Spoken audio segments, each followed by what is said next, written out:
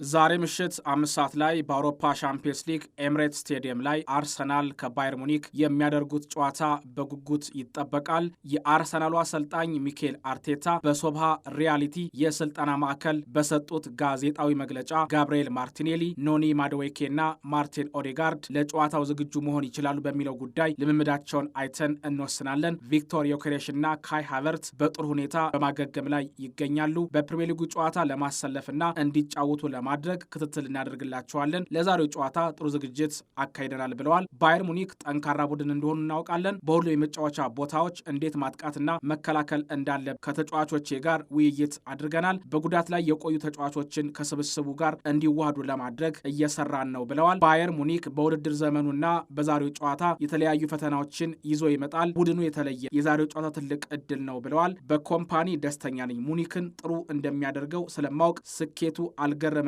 ሲሉ ሚኬል አርቴታ ተናግረዋል። የባየር ሙኒኩ አሰልጣኝ ቪንሴንት ኮምፓኒ በበኩላቸው ሰርጅ ግናብሪና ጆሹዋ ኪሚች ለጨዋታው ዝግጁ ናቸው። የአርሰናል ጥንካሬ ብዙ ነው። አራቱን የሻምፒዮንስ ሊግ ጨዋታ አሸንፈዋል። ለአርቴታ ትልቅ ክብር አለኝ። ቡድኑን አስፈሪ አድርጎታል። እኛም ጥሩ ነገሮች አሉን። በዛሬው ጨዋታ ጎሎችን ማስቆጠር እንችላለን። መሞከር አለብን። ጥሩ ጨዋታ ይሆናል። ለማሸነፍም ተዘጋጅተናል ሲሉ ኮምፓኒ አስተያየታቸውን ሰጥተዋል። የሊቨርፑል አሰልጣኝ አርነ ስሎት ዛሬ ከፒኤስቪ ጋር ላለባቸው ጨዋታ በሰጡት አስተያየት ጆ ጎሜዝ ለጨዋታው ዝግጁ ነው። ባለፈው ሳምንት ያልተሰለፈው የጉልበት መርፍ ስለተደረገለት ጤናማ ባለመሆኑ ነው ብለዋል። ዶሚኒክ ሶቦዝላይ አሁንም የቡድናችን ወሳኝ ተጫዋች ነው። በዛሬውም ጨዋታ ይሰለፋል። በብዙ ቦታዎች መጫወት ይችላል። በጨዋታው የት ቦታ እንደምንጠቀምበት ማየት አለብን። ለእኔም ሆነ ለተጫዋቾቹ የዛሬውን ጨዋታ ማሸነፍ አለብን። ከፒኤስቪ ጋር እንደ ተጫዋችና አሰልጣኝ ተከታታይ ጨዋታዎችን ተሸንፈናል። የማይታመን ነው። ለሁሉም ሰው የማይጠበቅ ነገር ነው። ራሳችንን ማሻሻልና ማጠናከር አለብን ሲሉ ስሎት ሀሳባቸውን አጋርተዋል።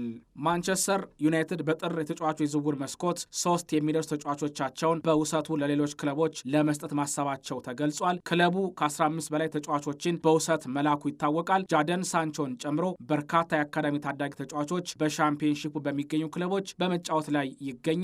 በጥር ደግሞ ሃይደን ሄቨን፣ ዲየጎ ሊዮን እና ሴኩ ኮኔ ማንቸስተር ዩናይትድን እንደሚለቁ ተሰምቷል። በዚህ ውድድር ዓመት በሻምፒዮንሺፑ አስደናቂ ብቃታቸውን እያሳዩ የሚገኙት ሃሪ አማስና ራዴክ ቬቴክ በጥር ካልሆነ በክረምቱ በአሞሪም ስር የመጫወት ዕድል እንደሚሰጣቸው ተገልጿል። የ20 ዓመቱ የኤልቼ አማካይ ስፔናዊው ሮድሪጎ ሜንዶዛ የበርካታ ክለቦችን ትኩረት ስቧል። በአርሰናል እና ሪያል ማድሪድ እየተፈለገ ይገኛል። ሜንዶዛ በዘንድሮ የውድድር ዓመት በክለቡ ኤልቼ አስደናቂ ብቃቱን በማሳየት ላይ ይገኛል። የአርሰናል ኃላፊዎች የተጫዋቹን ሁኔታ በቅርበት እየተከታተሉት እንደሆነ በርካታ የስፔን ሚዲያዎች በመዘገብ ላይ ናቸው። በጥር የተጫዋቾች የዝውውር መስኮት የተለየ ነገር ካልተፈጠረ አርሰናል ተጫዋቹን ያስፈርመዋል ተብሎ አይጠበቅም። በክረምቱ ግን እስከ 20 ሚሊዮን ፓውንድ የሚገመተውን አማካይ ወደ ኤምሬትስ የማምጣት እቅድ አላቸው ተብሏል። ሜንዶዛ በሪያል ማድሪድም በጥብቅ ይፈለጋል። ሚኬል አርቴታ የተጫዋቹ አድናቂ መሆናቸው ተገልጿል። አንድሪያ ቤርታ ከኤልቼ አመራሮች ጋር ንግግር ላይ መሆናቸው